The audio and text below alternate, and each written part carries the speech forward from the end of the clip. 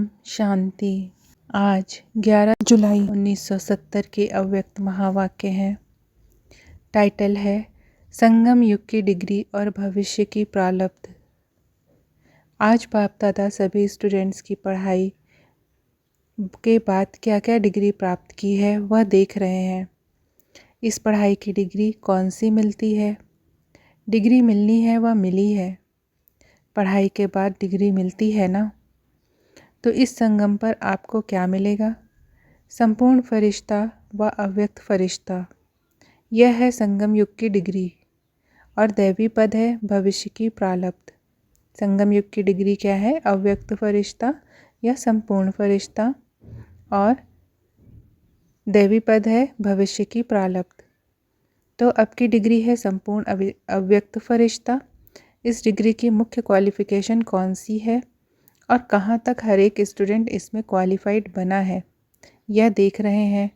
जितना क्वालिफाइड होगा उतना ही औरों को भी क्वालिफाइड बनाएगा। क्वालिफाइड जो होगा वह बनाएगा क्वालिटी और जो नहीं होगा वह बनाएगा क्वांटिटी। तो आज सभी की क्वालिटीज़ देख रहे हैं। देखा जाता है ना कि किन किन क्वालिटीज़ में क्वालिफाइड हैं।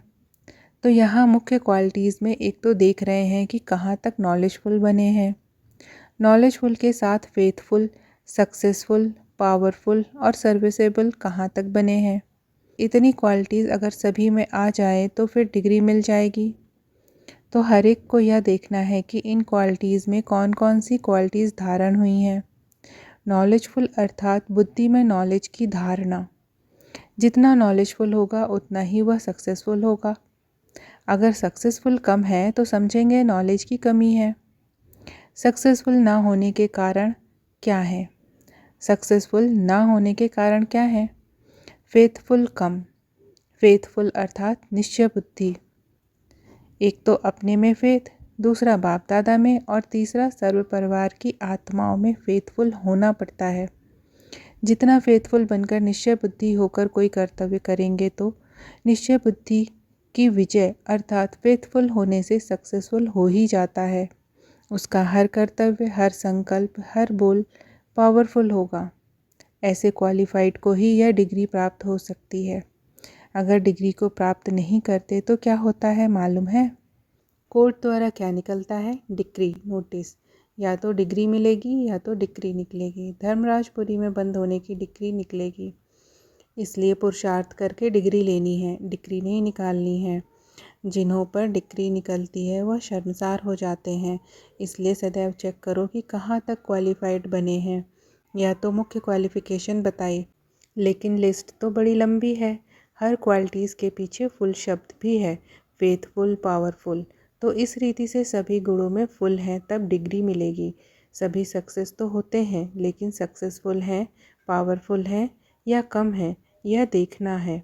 जो इन सर्व गुणों में फुल होगा उनको ही संपूर्ण अव्यक्त फरिश्ता की डिग्री मिलती है। सभी ने यही लक्ष्य रखा है ना। अभी वर्तमान कौन सा समय है?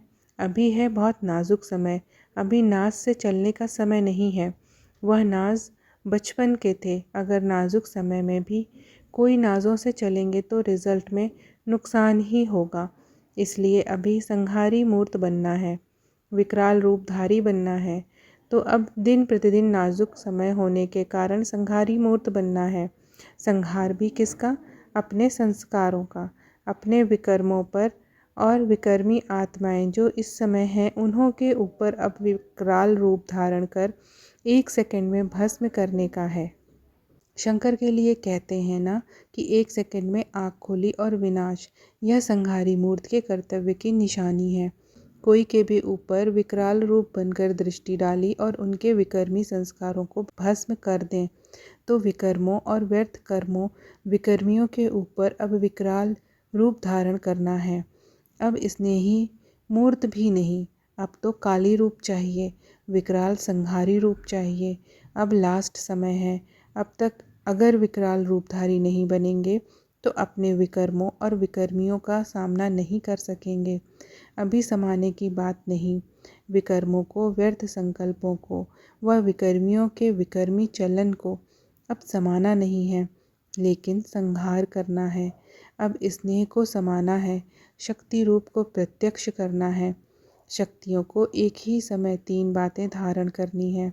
एक तो मस्तक में मात्र स्नेही पने का गुण, रूप में रूहानियत और वाणी में वज्र, एक एक बोल विकर्मों और विकर्मियों को खत्म करने वाला हो। जब यह तीनों बातें इकट्ठी धारण होंगी तब क्या होगा? विकर्म और विकर्मी भस्म हो जाएंगे। शक्तियों की नज़र से विकर्मी आत्माएं कंपायमान होंगी। किससे? अपने विकर्मों से। तो अब संहारकारी बनो और जल्दी जल्दी संहार करो।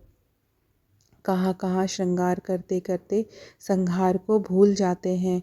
श्रृंगार तो बहुत किया, लेकिन अब संहार करो।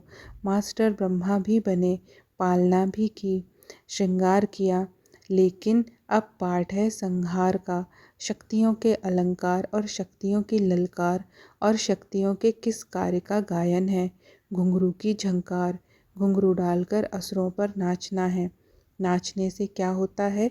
जो भी चीज़ होगी वह दबकर खत्म हो जाएगी। निर्भयता और विनाश की निशानी यह घुंघरू की झंकार है।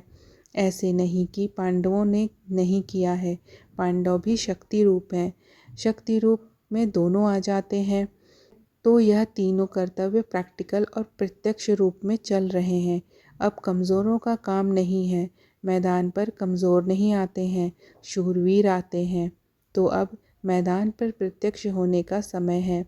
शूरवीर शक्ति रूप बनकर प्रत्यक्ष रूप में सामने आओ। जब इस रूप में प्रत्यक्ष होंगे तब क्या होगा? प्रत्यक्षता। बाप और बच्चों की प्रत्यक्षता होगी।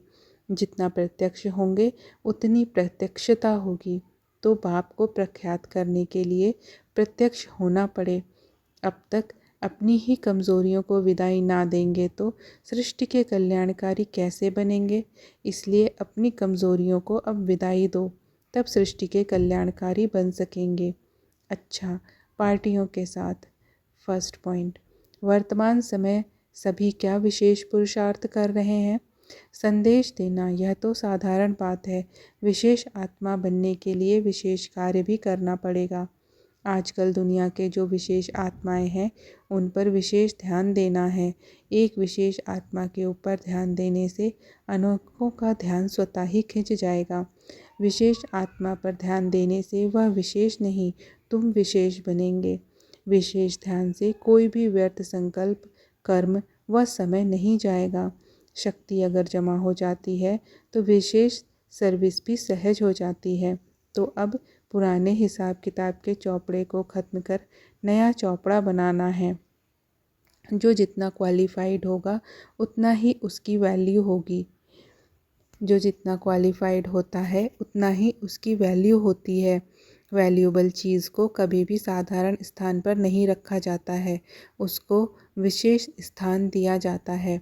तो क्वालिफ़िकेशंस को सामने रख, फिर नोट करते जाओ कि कितने % बने हैं।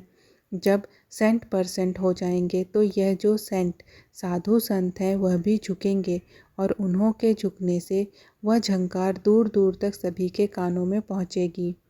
यथार्थ पुरुषार्थ का अर्थ ही है वहाँ ही पुरुषार्थ और वहाँ ही प्राप्ति। इस संगम को विशेष वरदान है। सभी से बढ़िया मणि होती है मस्तक मणि। मस्तक मणि कम होती है, हृदय मणियाँ ज़्यादा होती हैं। जो ज़्यादा सेफ में रहते हैं वह मस्तक मणि हैं। योग युक्त और निश्चय बुद्धि बन करके कर्तव्य करने से सफलता प्राप्त हो ही जाती है। पहले से ही अगर यह संकल्प बुद्धि में होता है कि करते हैं परंतु मिलना मुश्किल है, तो यह संकल्प भी निश्चय की % को कम कर देता है। निश्चय बुद्धि हो, करें तो फेल नहीं होंगे। समस्याओं का सामना करने से सफलता मिलती है। विघ्न तो आएंगे, लेकिन लगन की अग्नि से विघ्न भस्म हो जाएंगे। अच्छा, ओम शांति।